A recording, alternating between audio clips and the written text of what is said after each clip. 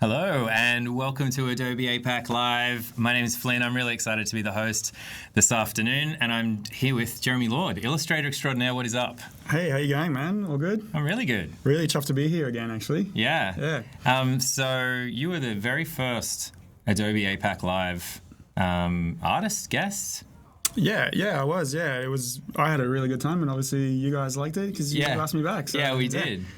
Yeah, which is really, really cool. And so, hey to everyone in the chat. Alexander, Boone, Idios World, what's up?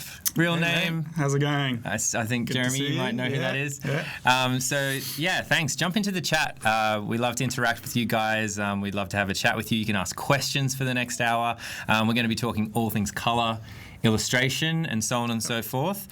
So if you can log into the chat room by using your Creative Cloud ID. So that's your Adobe ID that you would use to log into any of your apps or anything like that. If you don't have one, you can sign up to one really, really quick. So it only takes a couple of minutes, and then you can jump straight in, ask us questions, say hello. Where are you guys all from? We've got a lot of new faces in there. It's quite a big chat room today, so we'd love to find out where you guys are from. A lot of people from Australia. I think we have some new people from India as well. We'd love to hear from you, so let us know in the chat. Meanwhile, maybe we should have a chat about what we're going to talk about today. Yeah, so today we're going to be talking mostly about color. So last time I was here, we talked a lot about the process and how I do the artwork, where I get my inspiration from. Mm-hmm. This time around, I thought I'd chat a little bit more about color because it's a really important part of my work. And it's something that I spend a lot of time on, probably maybe a bit too much time on. Right. So I'll be going through kind of the process of how I choose my colors, how to make them work together, sprinkle in a few sort of Photoshop tips in there as well as to, how best to manage them. But that's basically it. Pretty exciting. Yeah, it should be good. And this is one of your pieces of work behind us, actually, on the magic screen, which is super cool. It's an old kind of Akira-influenced kind of 80s cyberpunk, just words, bunch of words. Bunch of fancy-sounding words. That's me.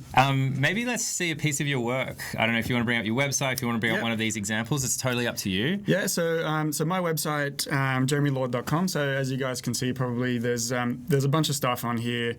It ranges from, 80s, very sort of Japanese influence. I've got a very sort of manga influenced childhood. And that's starting to kind of come back up. Love the neon colors, the aesthetics of kind of the 80s as well, and how that kind of plays into cyberpunk. And 2019 is the year that Akira happens, that Blade Runner happens, and that Running Man happens. So we're living it. Where's my flying car? Yeah, exactly. Yeah. What's going on? No flying cars, but also no apocalypse. So I think we're okay. That's true.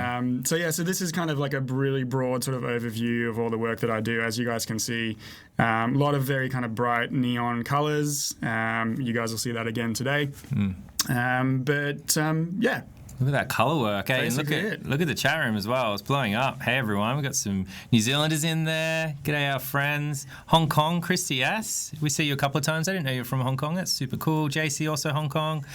Hong Kong in the house. Represent. Mullen Bimby, what's up, Stuart? That is so cool. That's so great. Pressure. Yeah, absolutely. Like it. This is great. Yeah. So if you do have any questions, please let us know.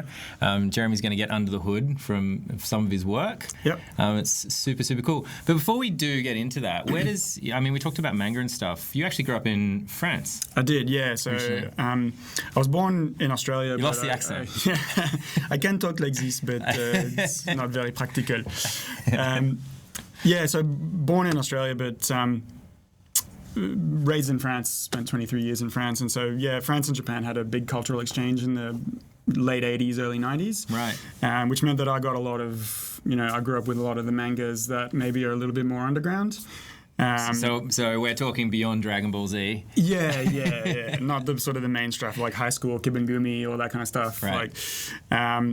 Then I went on to kind of study design, sort of graphic design background, into branding, and then life just kind of pushed me to becoming an illustrator. So why fight it? Became a freelance illustrator, and just sort of quite recently, actually, the stuff that's on my website is probably goes back about 2 years. I've been doing this for about 15 years. And so about 2 years ago, I had a bit of an epiphany and thought, I just want to do what I want to do, which sounds kind of stupid when you say it like that, but it's so I great. started, working with the 80s aesthetic, the neon colors, manga, cyberpunk, and I get that question a lot, is like, how would you define your style? And like we were saying earlier, all I have is I can just say separate words that don't really sort of connect well. But then everyone would just nod along and say, yeah. So the challenge in my work, as you guys will see, is then to try and take, Akira and Princess Mononoke and the 80s and just smash them all together into one work and see what comes out. It's just like seemingly kind of disparaging ingredients on the same pizza, but hopefully the pizza works. Like pineapple and ham. Yeah. Beautiful. I love it. All right. Well, what are we going to do today? All right, so today I'm going to take you through, guys, through a few. I'm going to take you guys through a few things. The main thing that we're going to do is we're going to be coloring up this piece. So this is a piece that I've kind of prepared earlier that I've done a little while ago. I'll very briefly talk about sort of the process of doing the line work, but the focus of today is color. So you can see there's a little color wheel up here in the corner there. So we'll be kind of basing it off that, but what I'd really love to do is to throw it over to you guys to get involved and kind of help me out with some color choices, lighting choices, all of that. That can come a little bit later. Okay. But yeah, essentially we'll be adding color to this rad samurai helmet. Cool. And then as I go along, I'll be talking about a few different things. That's great. So so we'll use the chat room to ask some questions, and you guys can help make some decisions. Yeah. Which is pretty sweet. Hey Glenn, hey Leisure, am I saying that right? Probably not. Saratul from Malaysia, what's up? And Singapore, this is so cool. We got Southeast Asia in the house. Very cool. Easy, one of my favorite illustrators. Me too. We actually go back quite a way. Yeah, we do. We've been working together for quite a few years. All sorts of things. In education, in design, and a bunch of different things. Yeah, always a pleasure. Yeah. Yeah. Very cool. Always good to hang out with Jeremy Lord. So again, just a reminder, if you do have any questions once we get started, jump into that chat room. Okay, so let's dive right in. Yep.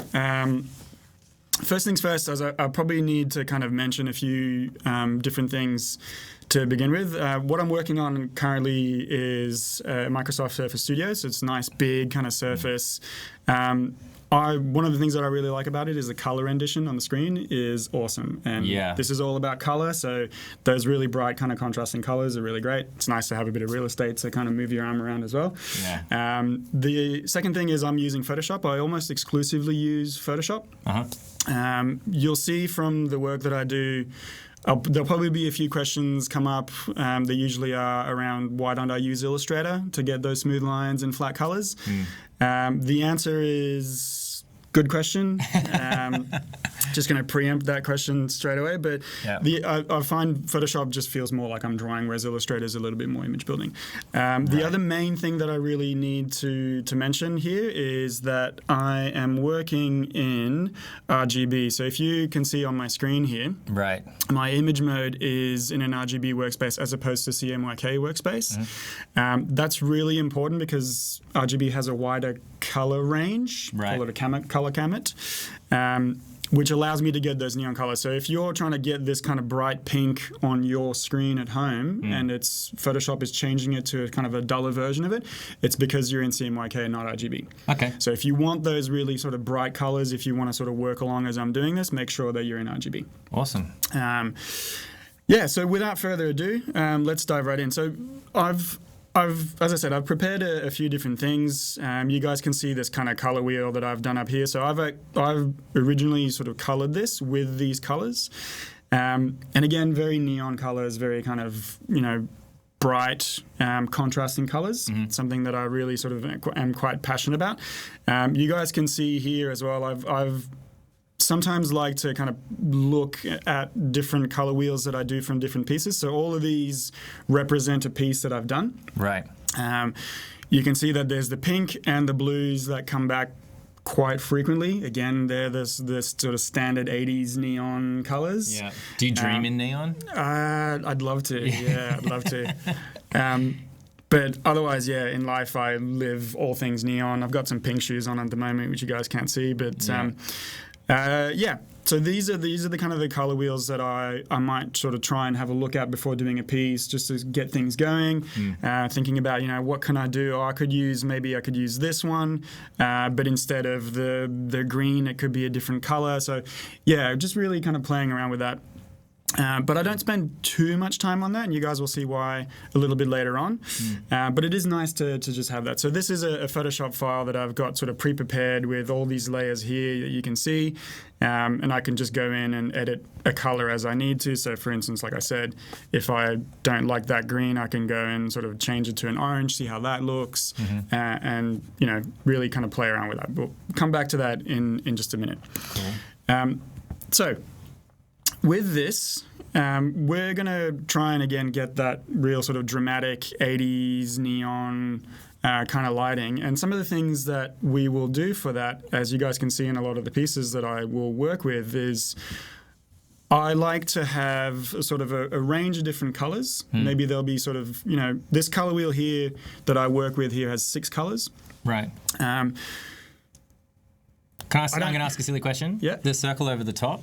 Yeah, so the circle over the top here is those colors in shading form. Right. And I'll get to that a little bit later on. I'm getting excited. All right. But it's nice to just kind of see the variation. So obviously, if I was to screen print this, all of a sudden adding in shading, and I've got 12 colors. So that's 12 screens instead of 6. There's the production things that come into play. But otherwise, a 6-color scheme is a nice one to work with. Some people work with 5. There's roughly 17 million colors that we can kind of see. So trying to sort of narrow it down a little bit to 6 is probably going to be useful to get your work going. So I like to work with sort of, we've got these colors here, these 3 kind of shades of blue, got 2 different shades of kind of pinkish, and then this green that comes in a little bit in the illustration, but it kind of underneath, it really balances it out. That's what we were talking about before, this idea that you're making this kind of pizza, you want to throw it in a separate taste. It's kind of like that little bit of like hot sauce or mustard on your chicken wing just to bring in a spark of light a little bit. So that is something that I often try and do, working with relatively similar colors and then throwing in a different tone. Very cool. And you can see that again in here. So this is the color wheel for that. So I've got 3 blues and then 3 kind of reddish pinks. So there's maybe a little bit less contrast here. But if I want to push that to the max, then I can work with something much more monochromatic.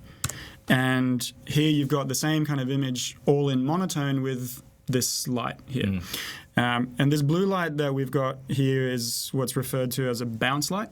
Okay. So bounce light is something that's really handy. If I switch that off in the layers there, you can still see that it's got a little bit of volume, but it's maybe got a little bit less kind of pop to it. Right, so we only have one light source. Yeah, so the light source coming from this neon is this kind of pink color there, which is, again, without it, it starts to be even a little bit more flat, but throw that in, it matches up with the light. Light is volume. Without light, you've got no volume at all. So a circle is just a circle. You put in some shading in there, it becomes a sphere. It gives it roundness and volume, right? Okay.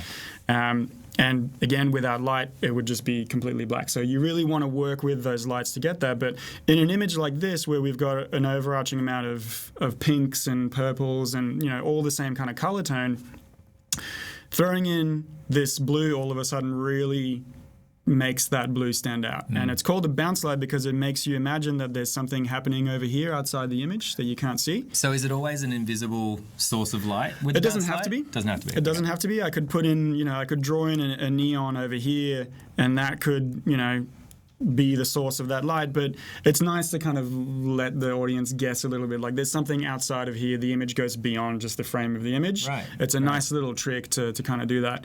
It's a great trick.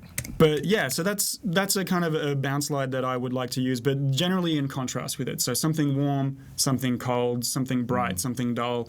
The last thing that I will say before we start sort of jumping into the actual work is this idea that I really sort of live by, because I work with neons and sort of very, very bright colors. there's a kind of a saying that says that something is only as bright as whatever around it is dark. Right. And plainly put, that's kind of the reason why we don't turn neon signs on at night, because during the day. During the day. That you'd still see them, but they wouldn't pop as much. Yeah. And neon only really flashes if it's dark. You don't get that like around it. fuzzy kind of gradient happening. Yeah.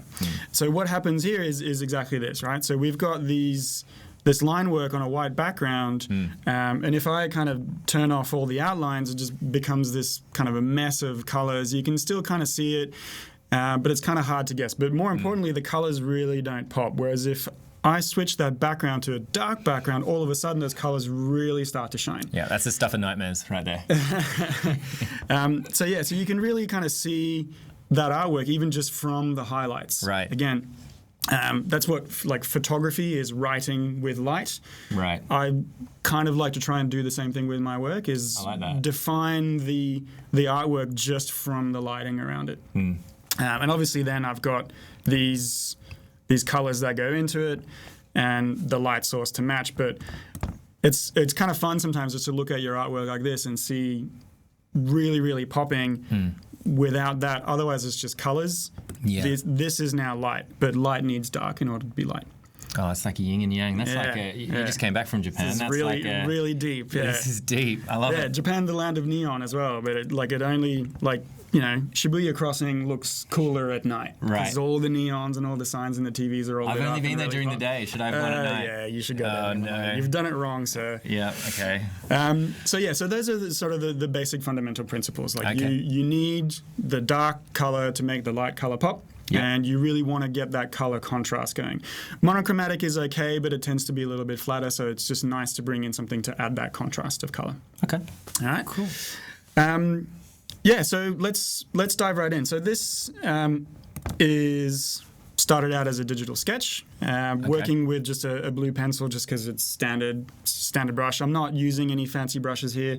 The main thing that I will do is I'll talk a little bit about smoothing, because I like to get nice kind of smooth buttery lines, which is why some people are like, why shouldn't you do this in Illustrator? Because Illustrator's better at doing those smoother buttery lines. Yeah, we get that question a lot when we have an Illustrator on, especially using Photoshop. But I like to feel like I'm drawing the lines myself. So I will literally just use this standard round edge brush, no spacing, and then just put in the shape dynamics. So again, all these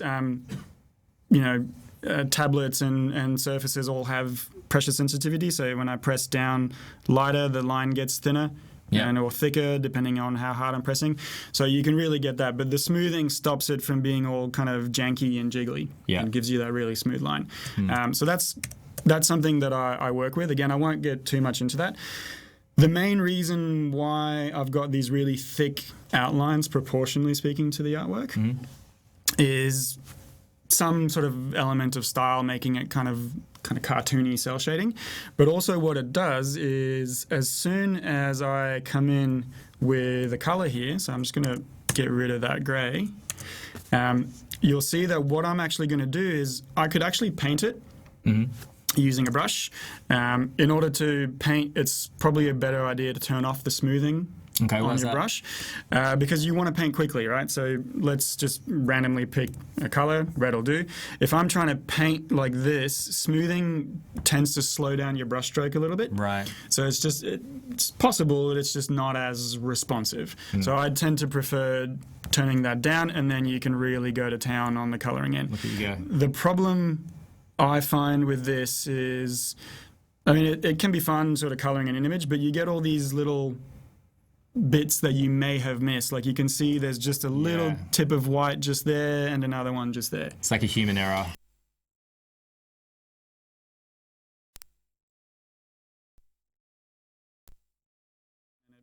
You can actually see it from here, the little tiny white bit. And I guess, like with any designer or artist, once you see it, you can't unsee it. So it really you screen print a shirt like this, and there's always a little white dot. Yeah, and then you send it to the printer, and the client's unhappy because it's come out, and what is this? Like, I didn't see it. Right. So what I do in order to avoid that from happening is I actually use the lasso tool.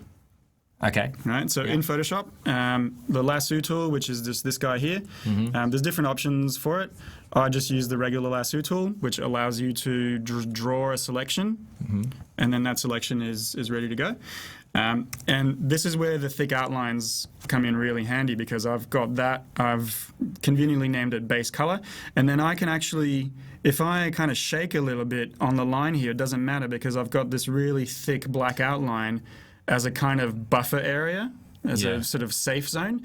And then I can literally just go in and make a really quick selection around all that artwork. There we go. Yeah. And then I can fill this with my red here. So a lot of times I get my students, because I teach Billy Blue as well. Yeah, I think someone was saying in there your favourite teacher, which is pretty cool. I didn't catch the name. That's all right. We'll go back through the chat afterwards. You can find out. I'll boost your grades. Yeah, they get an A+. So a lot of my students will ask me where the menus are. I don't know where the menus are in Photoshop, because I just use all the shortcuts. Yeah. Once you find out where the shortcuts are, you never go back into the menu. That's the whole point of a shortcut. Sure. And you don't look at the keyboard at this point either. You're just feeling it most of the time. Yeah. So what I use in order to fill with a foreground and background color, so Photoshop, you've got a foreground and background color down here, is I will use Control or Command, backspace, fills with your, I'll just pick a different color from my background color, this lovely disgusting green. So that will fill with the background color, so my red, and Alt or Option backspace fills with your foreground color. So that's a really good sort of shortcut to know, so you don't have to go into the menus, just really quickly just fill with a background color. Just make sure that you're holding in Control or Option before you hit backspace, because if you just hit backspace, it'll just delete that selection. So obviously you can like click it and change it and everything, but these shortcuts obviously speed up your process. If you're doing this every day, if you're doing this for 10 hours or something like that, like you're going to find some efficiencies there. Yeah, and the old Control or Command Z to undo is always a handy one. And so then, I'll just sort of continue making this selection. Again, having that thick kind of outline just means that my life is a bit easier at this stage, because I can just kind of have a bit of more margin for error to fill that in. And I like to just kind of fill the entire base of an illustration first, even though obviously not the entire illustration at this stage will be red. Right. It's just nice for kind of future purposes to have the entire thing nice and filled. And using the lasso tool means that I am sure that I won't miss any little kind of skerricks of white in my... You're still doing that pretty confidently and pretty quickly, I've got to say. And so do you always draw with quite thick lines like this? I like to. Partially for like practical reasons, like what I've just been talking about. Also just for kind of style reasons. It's a manga influence, it's a comic book influence, kind of, having those little bit of thick outlines just gives it a bit more definition. It's also really fun to work with these kind of outlines. We have a really good question from Christy. You always have the best questions, Christy. I'm sure lots of people are asking as well, wondering as well. Would you consider using the magic wand tool to select an area? Just asking. So maybe, why not the magic wand tool? Yeah, so I could totally do that. The problem is that as we started this illustration, there's nothing in here to select. Okay. So all I've got is this outline here of the drawing. So I could go in here and use the magic wand to select in there and then go to a different layer and fill that with red. Right. The problem is that the magic wand, because I'm using bitmap, not vector, the selection isn't always perfect, and so you see this white space in between there. Right. Not only that, this is the first movie of Harry Potter magic wand level, right? Like it hasn't quite. Everyone's still trying to figure it out. Yeah. So the thing is, I could do that, but it would actually be slower because then I'd have to select every single bit. So it's actually faster at this stage for me to just make a selection using the magic wand, the lasso tool, and then just fill it. Yeah. Then later on, I can make some selection using the magic wand. Great. But here's a hot tip for you guys. Some of you guys might know this, some of you guys might not. You can actually make a selection of a layer without using the wand by clicking Control and clicking on the actual thumbnail of that layer. Right. And you'll see that my marching ants gets selected. So this is a really quick fire way of just selecting every single pixel in that layer, whether they're red or not. It's actually a lot more handy than the magic wand. Awesome. That's a really good tip. Definitely. And I think, Nick, we're going to get to that, actually. We're going to get to the neon part. So if you stick around towards the end, we're going to get to the neon right at the end, and Jeremy's going to show a couple of tips on how he gets that neon look. So definitely stick around. We'll get to that. Promise. Okay, so from this point on, I've got my base layer, and I need to start sort of putting in some layers. But maybe the red will stay. Maybe the red won't stay. We've got this color palette up here that we can use.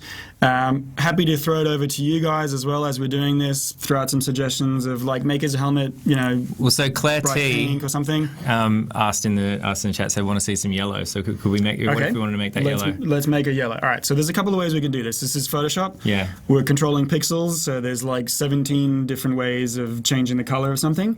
The two ones that I use the most, if I know, like for instance, if I'm working for a client, right, and the client says make it, purple or yellow or whatever. And clients never make changes. No, that's ridiculous. Actually, like clients like giving you colors sometimes is a bit of a blessing because it's just like, I don't need to think about colors. I'll just do yours. Yeah. But yeah, so all right, so let's make this yellow. So either one of two things.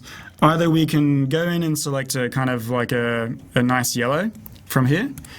And so that's just sort of double clicking on the front color. And then I can either use the magic wand or whatever. But what I will do now is actually, rather than make a selection, which as we saw, selections aren't always perfect, I'm actually going to lock the transparency on this layer. And this is something that I use a lot. So this guy on my base color layer, I'm going to go up to here to this little kind of checkerboard thing. I don't know if you guys can see that. And I'm just going to click on that. And this locks the transparency of my layer. Right. What that means is that if I come in with my yellow brush, if I'm painting over here, nothing happens. But as soon as I go on to an area that doesn't have see-through pixels, it starts painting. Cool. So this is kind of the equivalent of making a selection and then filling that selection. But it's just faster and cleaner. Nice. So now I've got that locked. So if I fill my layer with that yellow, it'll just fill the skull. If I don't have that filled, that option selected, it'll just fill the entire layer. Right.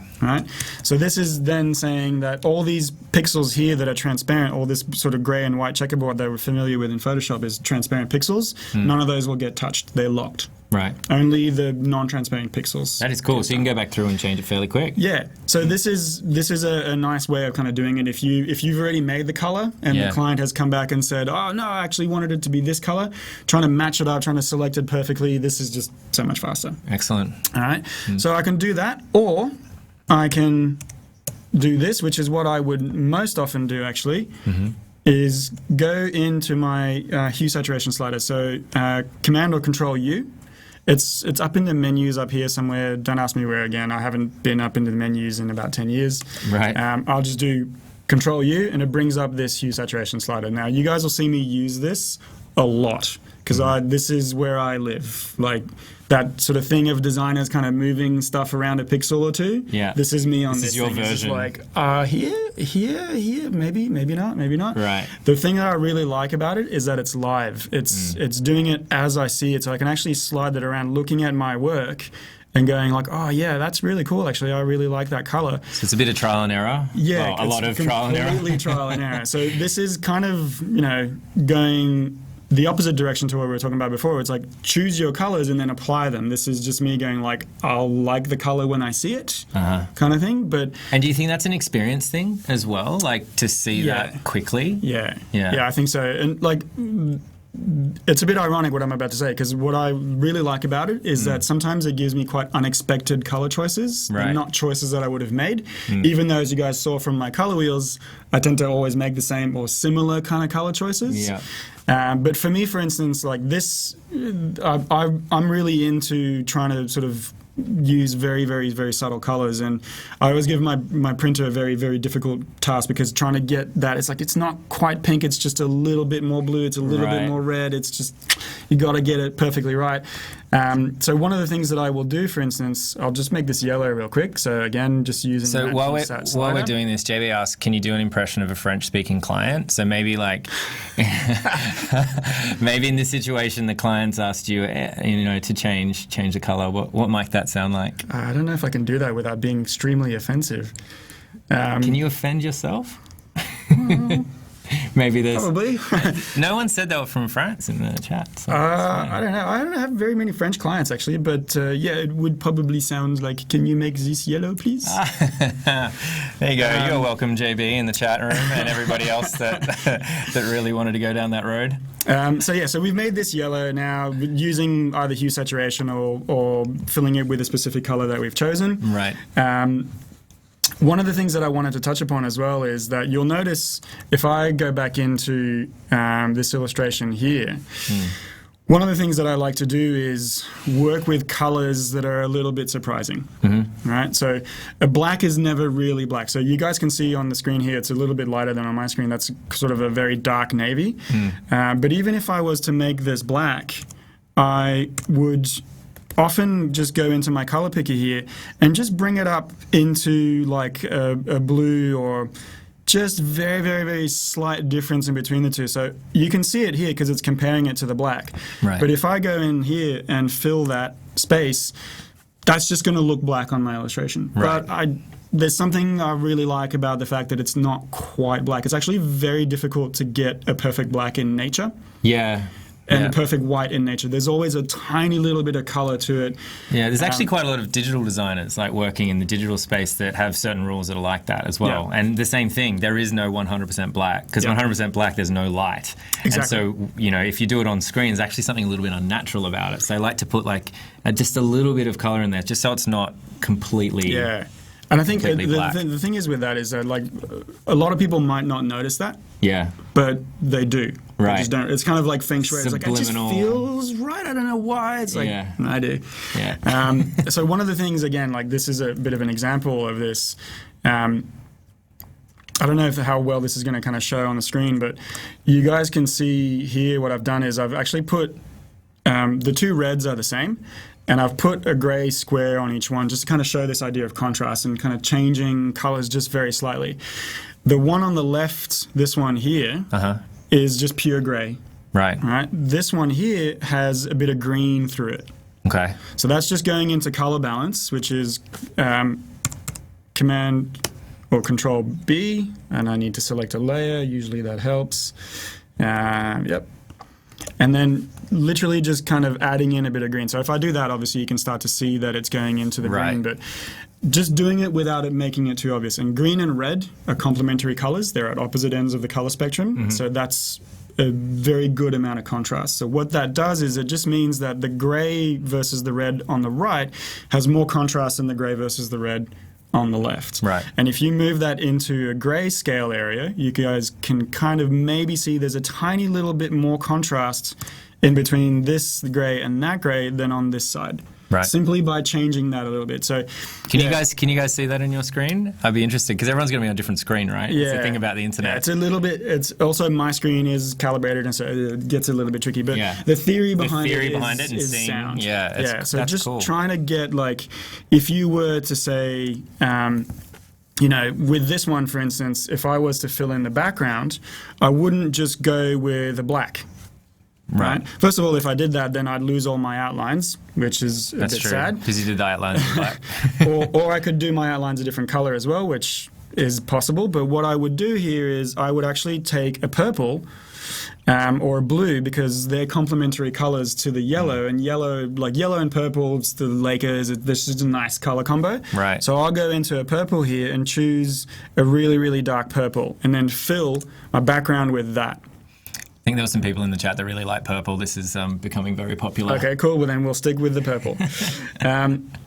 All right, so we've got that base color. It's kind of, mixing well with the illustration. At this stage, what I'm going to do is I'm going to make a new layer, and I'm going to pick a different color for the actual helmet portion of this. Okay, cool. We actually got a question, sorry, that I missed. So thanks, Alex, for the shout out there. How do you choose between complementary and monotone color tones? How do you mean?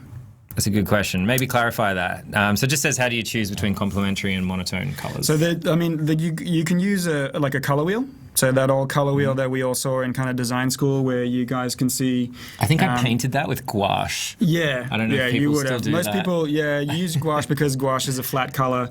And it just renders the color better because it doesn't go as streaky as other colors. So you can see the color for its value a little bit better. But if you look at just kind of like any color wheel online, you'll notice like the way you use a color wheel is basically colors that are at opposite ends of the spectrum are the colors that you want to use. So essentially, if you look at something like this, for instance, the yellow is complementary to the purple because they're opposite ends of the spectrum, right? So this is kind of like a color spectrum that's been rolled up into a wheel. Blue and orange are complementaries. Red and green, we looked at, are complementaries. This is how you kind of use a color wheel to say, like, all right, these are all warm colors, and I need a color on the opposite end to spike that. Right. That's the sort of the basic theory behind it. I think that might be the color wheel that I made. It's plagiarism. They're all pretty similar, yeah. It looks really it's a pretty familiar. sort of standard. It might be mine. Design school exercise. What do I do about that? Sue the internet. Yeah. That's amazing. All right, so I've taken a shortcut here. Rather than fill in the entire helmet, I've just filled in the mask portion of it. Right. Again, pink and yellow, maybe this will work, maybe it won't work. But what I will do at this stage is probably like switch it up. So if I'm using yellow, I might try and use something that's going to be a little bit different. So again, I'll go onto my color layer and do Control U and then mess around with that until I get somewhere that I like. And maybe something a little bit darker again to make that pop, maybe purple, maybe a kind of a different shade of purple just to kind of keep in line with what we've done. Maybe, something like this, just something a little bit darker than the yellow to make it stand out. And you're playing with all three variables there. You're playing with the hue, the saturation, and the light dark. That's right. Right. Yeah. Just to, again, make that pop. Saturation probably will be the main thing that you want to be in RGB for, otherwise it won't work quite as well. But yeah, so now I will make the sunnies, and I'll do this relatively quickly so we can start kind of messing around with this. And you'll see like what I meant before when I was talking about, how it takes me a very long time to mess around with colors, because as soon as we've got a few elements on here, so now we've got a background, helmet, the sunnies, and the mask, that's 4 different colors. So I could just look at all of this and think, like, what if the sunnies were pink and the face mask purple? Right. And what if the helmet was purple but the sunnies pink and then the face was green? Then it's just This is where you start playing around with all the variables and changing everything. And do you get frustrated and like get up and have to go for a walk? Completely, yeah. Yeah. You're like, why is everything outside so dull? Yeah, and it really gets to the point where I'm just like, Jeremy, just make a decision already and just stick with it. And making the actual line work and the artwork, coming up with the concept should be the hard part. Yeah. For me, the hard part is like, which version do I choose? Right. And I'll make a few different versions of a different piece and just go like, I like this one as well. I like this one too. Right. Which is where a client is really handy, because the client goes like, yes to all, except we're going to go with that one. Right. And so you make that call, it's out of my hands. But whenever it's me, it's just like, here's 17 illustrations of the same illustration. Just different colors. Yeah. And so would you often do, the rule of 3 with graphic design and stuff like that? Yeah. I'll show them 3, get them to choose, rationalize why, and then I'll go away and then you kind of deliver one. Is that very common? Yeah. I will do that with clients, but when I'm doing personal work, I can't do that. Yeah. Because I'm the one deciding and creating at the same time. So that's when I'll start making, like, I'll show you guys an example of what I mean. I've only brought 2 of these, but this illustration I did along with this one. There was actually 7 others that I did in completely different color variations to this. So yeah, it's just like, this is where I have my fun, but also my frustration of like, I love all these colors, but which one do I do? Like spoiled by choice, right? Like as you said, there's so many colors, there's so many combinations that there's no right or wrong, I guess. It's just, someone was asking about the yellow dots left on the border. And so I think they're meaning like around the top. So of they're the little kind of horns on the side of the helmet there. But again, because we've got that really dark background and a really dark outline, they just look like little dots on the side there.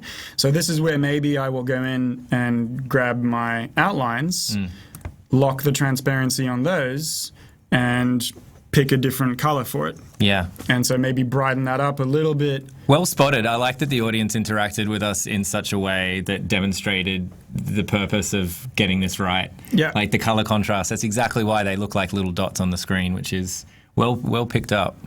Totally. So then again, so here we are, right? So we're back into this position now where we're trying to pick a different color for the outline. And if I've got this color here, for instance, that's no good, because this color is now brighter than a lot of the colors that I've got in the illustration. Yeah. The outline needs to be the darkest thing in there, otherwise it doesn't give that definition anymore. So what do? Like this is quite like sell this to Cricket Australia, it's nice green and gold, but it doesn't work everywhere else. So you want to sort of pick a color that is going to work everywhere else. And again, gravitating towards the purple because it works well with the yellows, but it could be kind of like this dark maroon and then make that a little bit darker again. And then that's starting to work well. It's kind of working well with the mask too. We're getting an overall tones of like hot colors with the yellow, the red, or sort of the pinkish red, and that sort of maroony red color. So again, we can just kind of continue working up different layers, and I'm not naming my layers here. I should name my layers. That's a really bad thing to not do. Someone called you out in the chat before. I let it slide. But we're going to have a conversation afterwards for sure. Yeah. Look, when you're in the groove of the moment, you just make layers and you try stuff out, and maybe the layer will get deleted in its future life, maybe it won't. I tend to just not name and then come back and just go, all right, cool. Like do a bit of maintenance, cleaning up. So maybe at I this bet you stage, teach your students to label their. I do, layers, but it's a clear case, and students stop listening at this stage. So I don't practice what I preach. So let's just kind of do as I say, not as I do. Yeah, exactly. You should definitely label your layers. The boss isn't always right, but he's always the boss.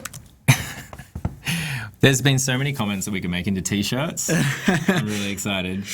That's really good. We've got a bit of time left. We've got like 20 minutes left or so.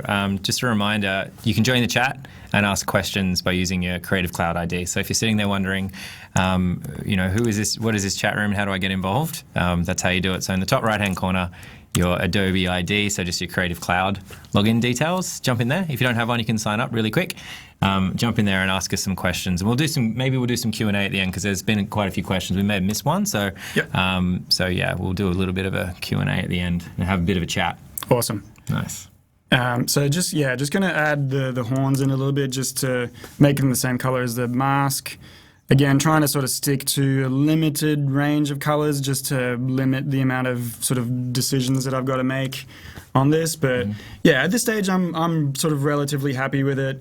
I might just again go to this sort of blue one here and add that, because we've got strings. This one I will do with my brush tool, just because it'll be faster. They're almost kind of brush shaped things anyway. So there's really no kind of I always do this and I never do that. It really is just kind of context sensitive. But let's say sort of, okay, cool, we're happy with this as it stands. What I'm going to do now is I need a light source. So this is cool. It's a little bit flat. I need some shading and I need a light source. So what I'm going to do is I always work with all of my color layers, and I'll just label them as we go. I'll put them in a group. Right.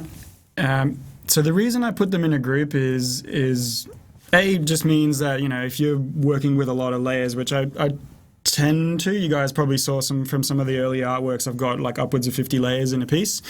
What I'll do is, that's a nice cleanliness thing, but it also means that now I can actually apply an effect to all of these layers that are in that group.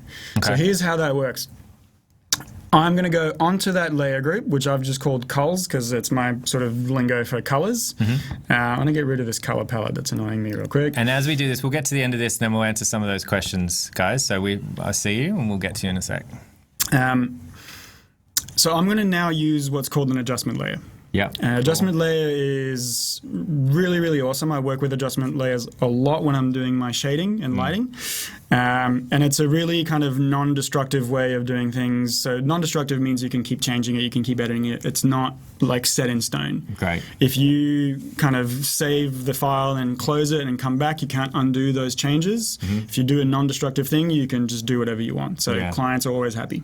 I think it's the future of work. I think I don't think you could work today in a destructive If you can work without deleting pixels or edit or changing pixels permanently without having to rely on Command Z, you're in a good place. Yeah, great. So what I'm going to do is I'm going to go onto that layer group where my 4 layers are in, and I'm going to go to this little kind of circle thing down here and just go and pick a hue saturation layer.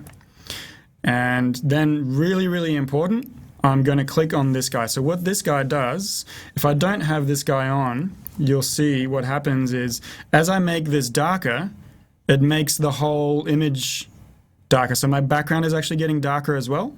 I don't want that to be the case. So I'm going to make this darker because I'm doing shading. And then I'm just going to click on this one. And what that does is it means that if I go into my layer panel here, you can see this is now only affecting the layer or layer group immediately underneath it. So anything that's underneath here, i.e. my background, isn't affected by this change. Right. I can come back and edit that change if it was too dark or too bright. So this is a really nice non-destructive way of working with things.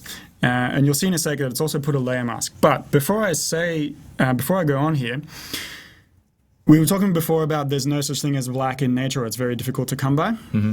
One of the things that the Impressionists gave us was shading and lighting, and specifically shading. It's not just a darker version of something. You need to put some color into it as well. Right. So if you're putting like shading on like an orange box, like you got an orange cube and you want to put a shading on it, you need to put a bit of blue into your shading, so that it replicates reality. So what I'm going to do here is exactly that. I'm going to add a little bit of warmth to the shadow because my image is overwhelmingly warm at this stage.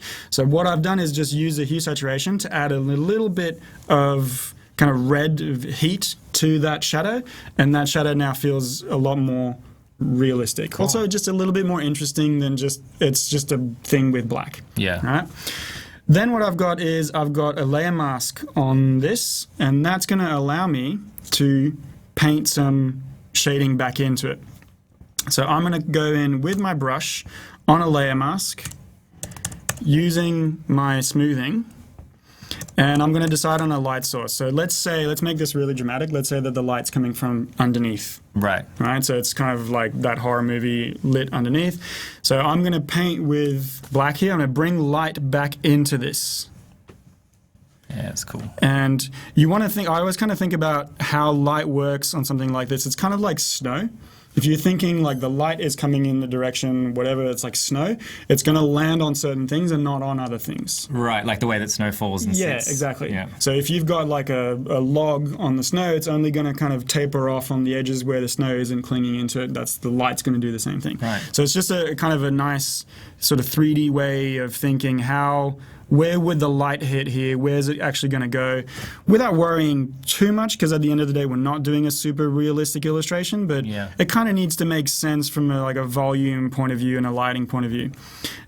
So this is, again, just me kind of painting on this. So this is non-destructive. So if I screw up here, I can just switch back to black, and I'll paint that shading back in. So and you can erase away as well, like as an extra level. Yeah. So you can do it very quickly. Exactly. And then you can fix up that bit underneath the nose if you wanted to. So this is all just kind of me adding some nice, really kind of dramatic lighting into there. You'll see that we've got a problem now with this blue. That blue isn't responding to the shading really well. So we might have to change that blue a little bit later on, which we can do. Right. So we'll get to that in a little sec, but yeah, let's just get this lighting in there, nice and cool, looking nice and dramatic and kind of lit from below. I would do this a lot cleaner when I'm at home, but yeah, you get the gist. It's there. The really cool thing about this is, again, this is now shading waiting for my image to appear. So if I decide, going to change the yellow now, but if I decide I don't like the yellow anymore, I can change that. Again, Control U. I can switch that around, and the shading just remains applied to that. So great. So it's a really, like, it's just a good non-destructive. It's just there. Change the colors later on. Good to go. So let's say, let's say we're going to change it to that, right? Very quickly, last thing I'm going to do is I need something to make this pop, because it's starting to be a little bit flat. There's a lot of kind of similar colors going everywhere.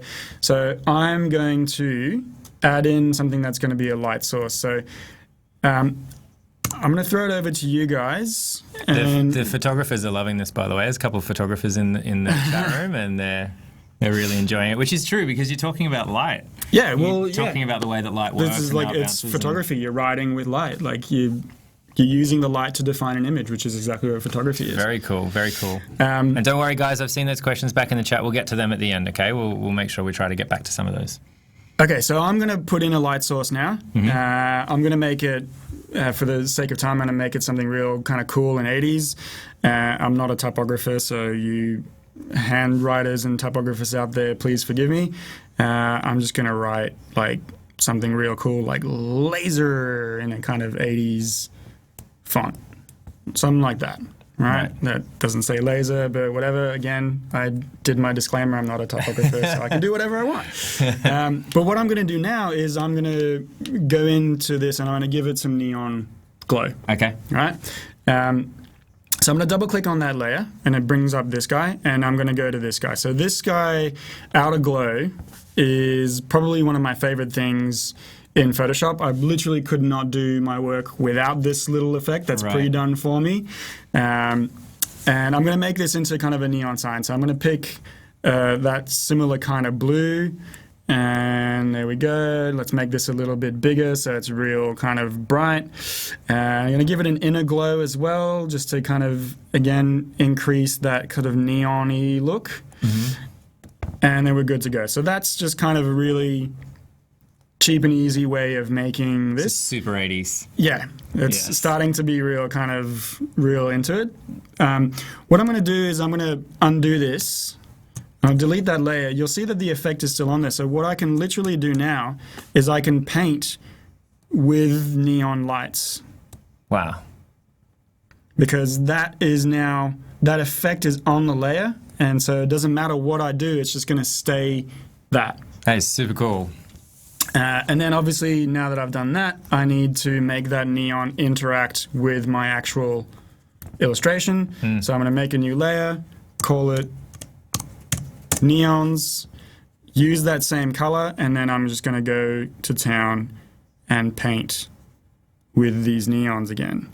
And again, this is where I need my illustration to be relatively dark, otherwise those neons won't show. Yeah. Right? If the helmet that I drew was a kind of a light blue, then that's just not going to have the same impact. It's going to be really weird and nonsensical. And it's not really going to have that sort of like, wow, that's really shining through effect. Oh man, I love that effect. That's so cool. And so, yeah, I can kind of really go to town. And again, this is where like I prefer using Photoshop, because I really feel like I'm drawing these rather than, it would be faster and sort of better quality kind of smoothness to do this in Illustrator. But I enjoy doing it more in Photoshop, and part of doing this is that you enjoy it. Otherwise, why would you keep doing it? Yeah. So that's something that's really important to me as well, to have in my work. So then, now we've got a lot of interaction between those two kind of elements. And then just for shits and giggles, I'll come in and add that bounce light that we were talking about. And usually a bounce light is going to be the opposite. So I'm going to make that a nice warm light. And maybe this is where I'll bring back that yellow. Can we make it a yellow? I think Marianne mentioned a bit back in the chat. Keen on that bounce light. Here we go. And can you explain the bounce light just one more time? I think someone may have missed in the chat. They just wanted a little bit more info on it. The principle of a bounce light is this, right? So let's go ahead and make, excuse me.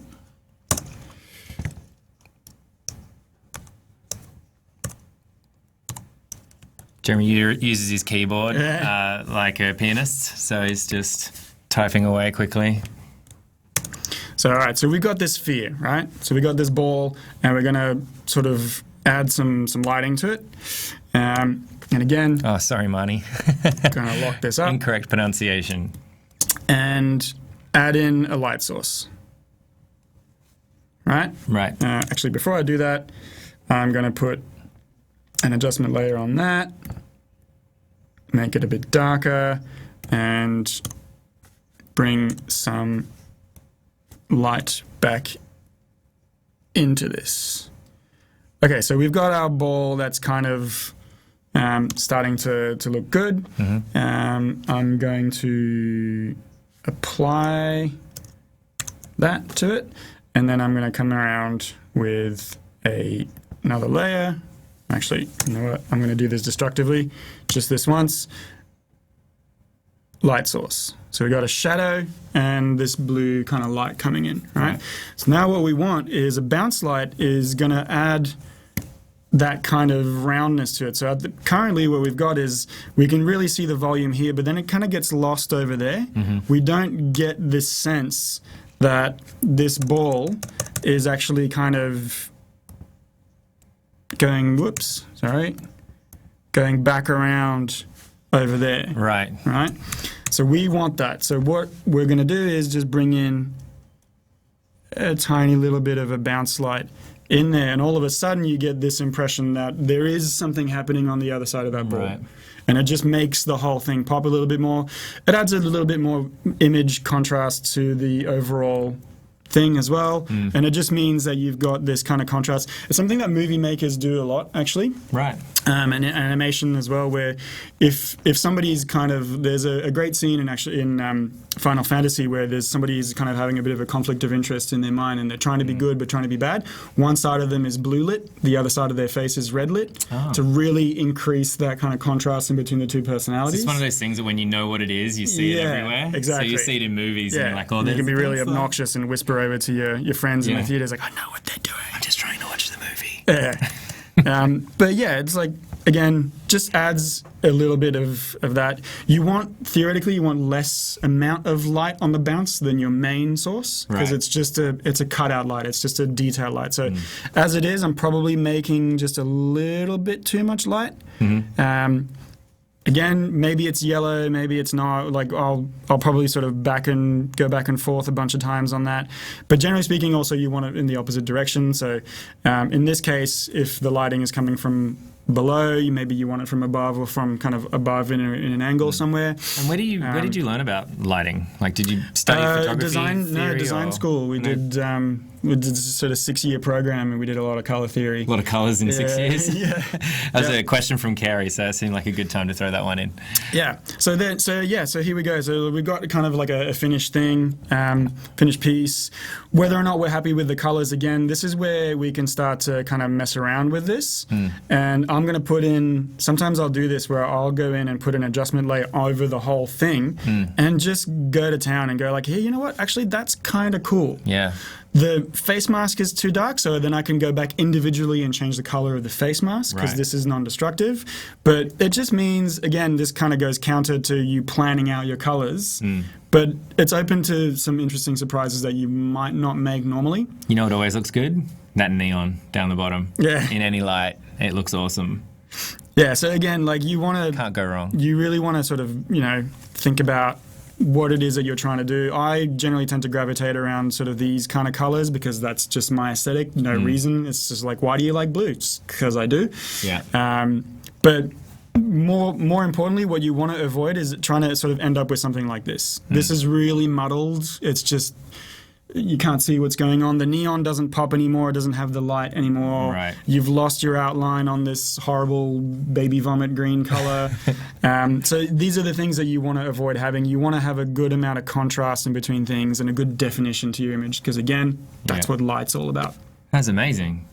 Thanks, we've man. got so many questions that I promised I'd get back to. Are you cool to stick around? We'll answer a couple of these questions. Shoot, please. I'm going to go backwards just because it's easier. I'm just going to mess with these colors while you guys as you go. Right? As you go. I know you studied in France, but what design school did you study in? I studied at ESAG. which is just kind What does of that like stand for? École supérieure d'art graphique. Yeah. Nice. I just wanted to hear you talking French again.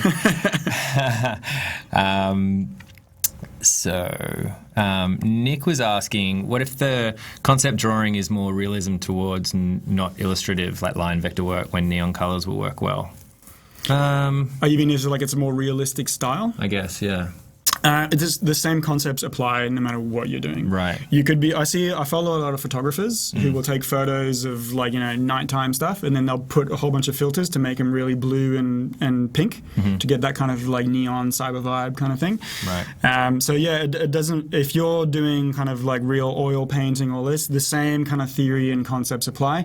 In fact, you'll see a lot of concept artists working on like Blizzard or whatever. They will use that bounce light thing quite a lot. Yeah. They might not use the same sort of like, color relations and things, but things like movies and video games where you need to instantly recognize your silhouette or your character in amongst a screen of a whole bunch of different things happening. Right. That is absolutely crucial.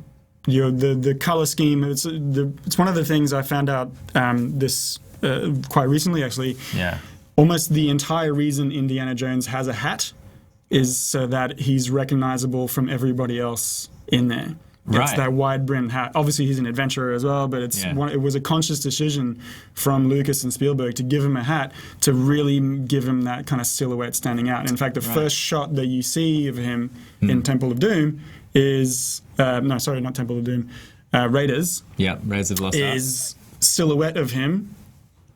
Hat and the whip hanging on the side. Just trying to say, hey, by the way, this is the guy. Yeah. This is the silhouette that you look for now. Yeah. So whether it's like this kind of very stylized kind of sticker street art kind of thing, or whether you're working really sort of oils and digitally or whatever, the same kind of ideas apply. Nice. Mukesh is asking, because this had thick outlines, it became easy using the lasso tool. What if the lines are thin? What works better when drawing with a mouse? There might be two questions in there. It's a good question. You tend to draw I'll answer them. So I tend to work with thick outlines as a start thing, and because it's easier. Yeah. If you've got thinner outlines, it's still possible. You just need to spend a little bit more time getting that detail right. It just means that like the thinner my line is when I was using the lasso tool, if that line is thinner, then it just means I need to be more precise in how close I get to it. There's always ways that you can make selections in Photoshop. It's one of the sort of the main features of Photoshop. Yeah. The second part of the question, which is how do you do it with a mouse? I'm sorry, but you kind of don't do it with a mouse. Right. Trying to paint like this with a mouse is like brain surgery with a brick. It's not going to come out super well. It's a pressure thing? Yeah, there's a pressure thing, there's a control thing. If you're doing in Illustrator, a mouse is actually better than a stylus because it's just a little bit more kind of... A bit more precise. You click, your hand doesn't shake. If you're drawing, if you're kind of trying to paint and draw and make precise selections, don't use a mouse. Yeah, okay. That's not really answering the question, but yeah. No, it's fair enough. It's important that people don't spend weeks and weeks trying to emulate the style, and it's because they didn't have a stylus. One of the other questions was, wouldn't it be possible colouring in Illustrator as well, or is Photoshop more preferable? We kind of covered that early on, so if you missed the first little bit, maybe jump into that. But do you want to reiterate? Illustrator has a recolor artwork function, which is really cool. Right. But it's less kind of live, if you will. What I really like about Photoshop is this hue saturation, which just gives me a live result. I can kind of slide it as I see it, increase the saturation, increase the lightness, get something to really pop. Ooh, I like that. And then that's what I really like. Everything that I've done here is possible in Illustrator. Right. It's just maybe a little bit harder, and also I prefer Photoshop. So guess what? Yeah, here we are. That's what we're doing. So I have a question from Govind. So please give some insight into to add some illuminated objects and transparent things like glass or hologram lens. Yeah. Okay. So that's a pretty tricky one. I'm not an expert. The one thing that I know about sort of doing glass is glass actually responds to light in a completely different way to solids. Right, okay. Right, so things that it's see-through. Like if you're drawing like a crystal or something, so let's say I'm going to do this really roughly here, so please, like, I'm not a concept artist. But if you imagine, let's say we got like a green crystal or something. Green crystal skull, just keeping in the... Maybe not a skull. No, that'd be really difficult. But let's say it's some kind of like crystal, kind of shardy, like soulstone kind of thing. Cool. Yeah, something like that, right? Right. So how that's going to work is I'm probably going to have to make this a little bit darker. But let's say that your light source is coming from over there. Traditionally, what would happen is your light would end up over here. Right. Right? Makes sense. What happens on a crystal is light goes in through it and then latches onto the back of the opposite direction from the light source. Oh, wow. So it's a kind of a nice little tip. And then obviously you can come in, I'll do this on a separate layer, you can come in with some gradients and the like. I like to work with gradients on a sort of a transparency layer and start to kind of mess around with... in fact, what I'll do is I'll just get a little bit of an edge to that. And you can start to kind of see things like that. I'm doing this really, really roughly right now, but that's the main sort of the theory behind it. It's like if you draw a water drop, like a water drop will have that, and if there'll be a shine over here, but then it'll be dark through here, and then it'll progressively get lighter. Again, you'll need that dark anyways here to make that white kind of reflection pop onto that thing.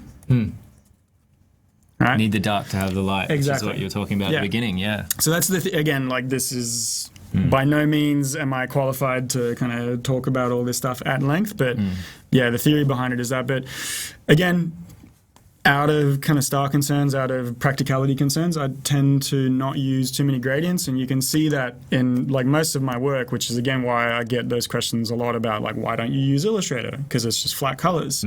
I tend not to use gradients too much. There's a gradient in the back there, but that's a really sort of easy to handle gradient. But on the illustration itself, it's all just flat colors.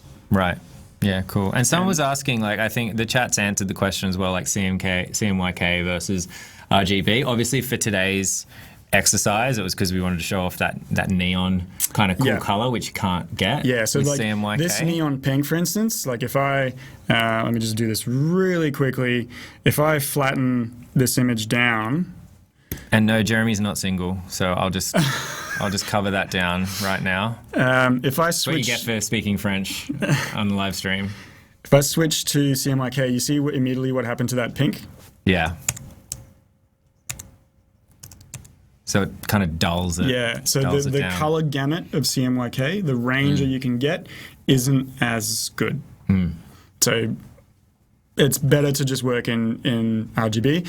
There'll be a lot of you guys out there who'll be thinking like, yeah, but you can't print in RGB. You can only print in CMYK.